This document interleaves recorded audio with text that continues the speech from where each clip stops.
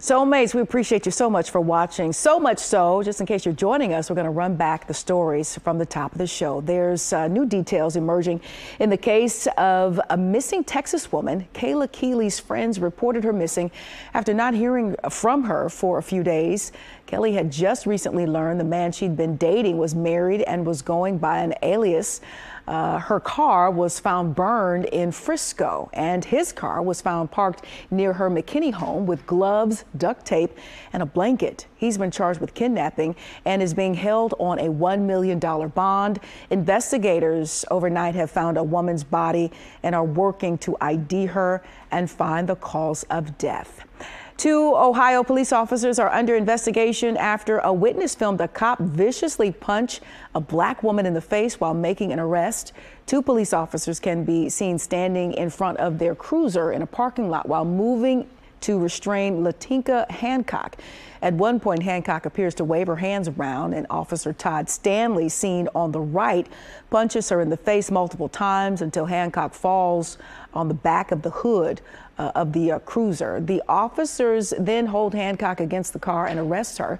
The officers have been placed on paid administration leave while the department conducts an investigation.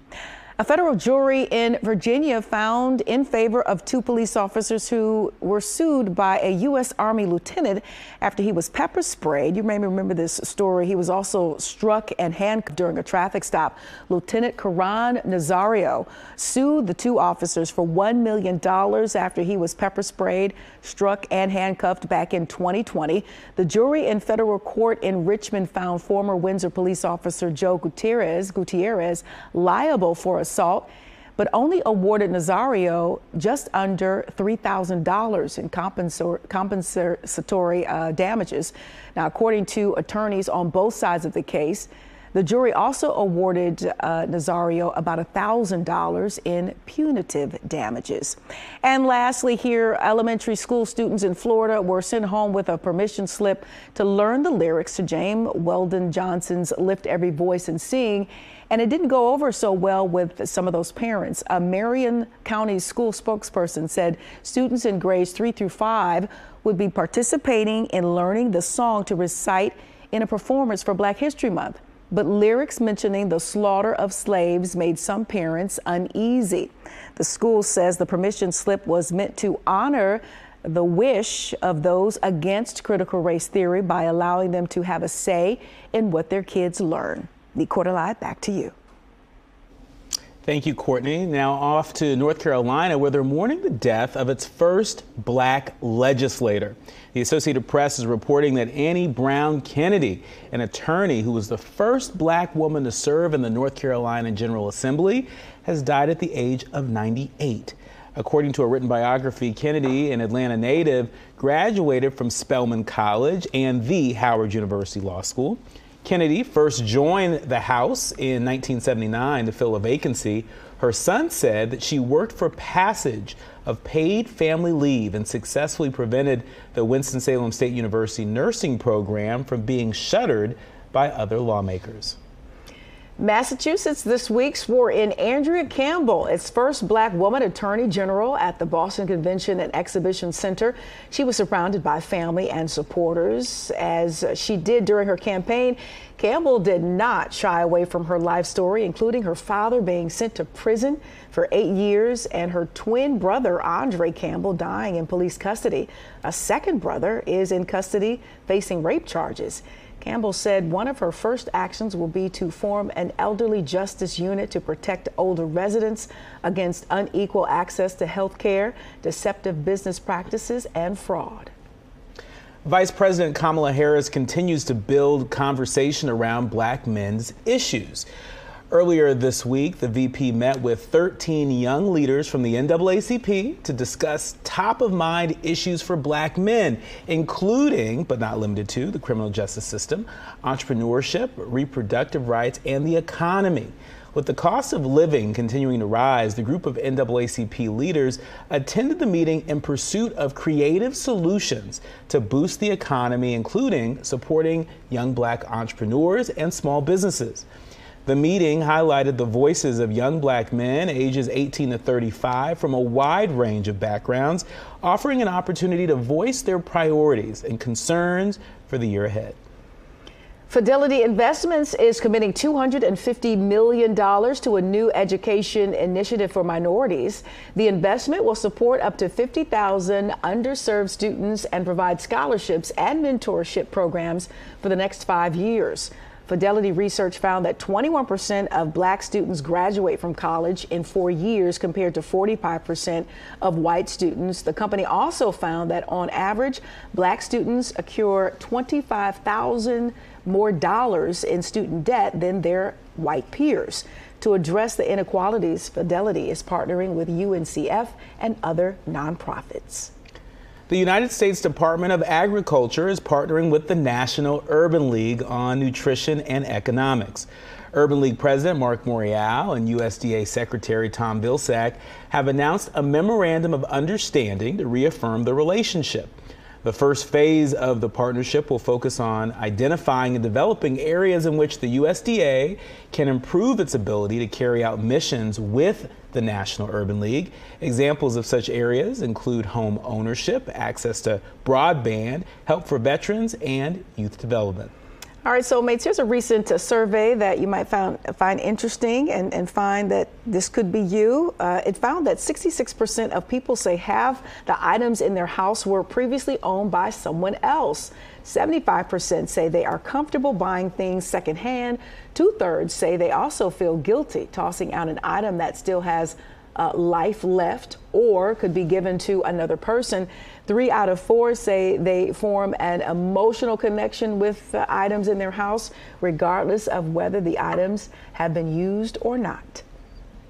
All right, soulmates, here is something interesting. A new poll today found that the average adult keeps 20 of their childhood toys, mostly to pass down to their own kids and grandkids. The number one toy people kept were Barbie dolls. Legos came in next, followed by Hot Wheels, G.I. Joes. Also remember Susie Homemaker appliances, Fisher-Price telephones and Slinkies. That's right, those made the list too. Along with My Little Pony, Etch-a-Sketch, and gaming systems like Game Boy, Nintendo, and Sega. Wow, that was memory lane. I know. I could never understand a Slinky, though. Could never. All right, the city of Detroit and many community groups are working to fight blight and make the city more beautiful. For one family, they're making it their business. Fox 2's Ingrid Kelly has more on their multi-generational mission. I graduated high school, I went and did a year at college, figured out that wasn't for me. But as Leo Munfield Jr. searched for a career, his dad stepped in. My father told me, it's time to put your boots on. But these weren't just any boots. His dad was encouraging him to walk in his shoes and become the next generation to work in the demolition industry in the city of Detroit. I got up and, we went to work and I just began to love it. So, I didn't know that I had a calling for it. It's a calling that is multi-generational. I guess in our bloodline. This is Leo Sr., Leo Jr.'s dad. My father, me, and my son, and we all doing the same thing. You heard right. There is another generation out here. It all started with this Leo, the proud father and grandfather. I don't know how that ended up happening, but it happened.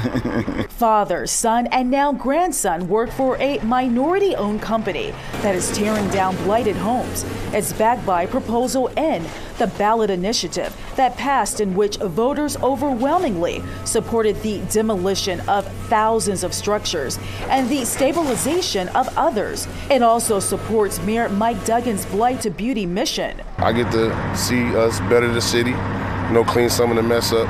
The city of Detroit also opening the door to helping Leo Sr.'s business get into the demolition business. I currently own Monfield Trucking, currently contracted with DMC Group to haul the debris back and forth to the landfill. It's a win for this family as they work together to move Detroit ahead and perhaps create more opportunities for future generations of their family. Just keep on with it. Keep on doing it. In Detroit, Ingrid Kelly, Fox 2 News.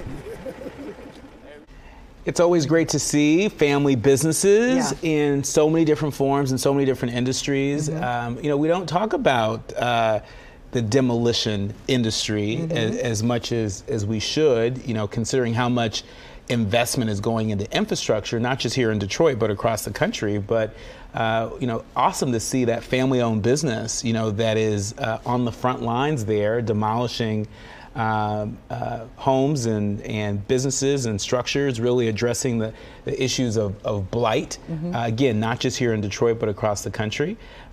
This is a really unique small business for us to highlight, and we love to see it. Yeah, and like you said, you can kind of lay this story over any city who's dealing with abandoned buildings or buildings and structures that have just been outdated, and maybe the city or the county or the community has either not paid attention to it or has not had the resources or the money to get rid of it. So again, like when you see companies like this stepping up and forming those partnerships that you in fact need to erase a lot of that blight. It is good to see it, minority-owned company. It's a hard-fought battle to receive a lot of those contracts. My husband's engineering construction business, and it is hard-fought. So to see that they're progressing forward, not only with their personal business as far as a family-owned business, but also progressing forward with something that Detroit is truly in need of, which is getting rid of these abandoned buildings. It's good to see. And it's really good to see the local hire piece of this story, because so often, when there are investments in infrastructure and opportunities like this, they oftentimes hire folks outside the area and outside of the state. And so it's good to see that this homegrown family, has a nice piece of business here helping to make our communities better. Indeed. Coming up, there's yet another biopic in the works.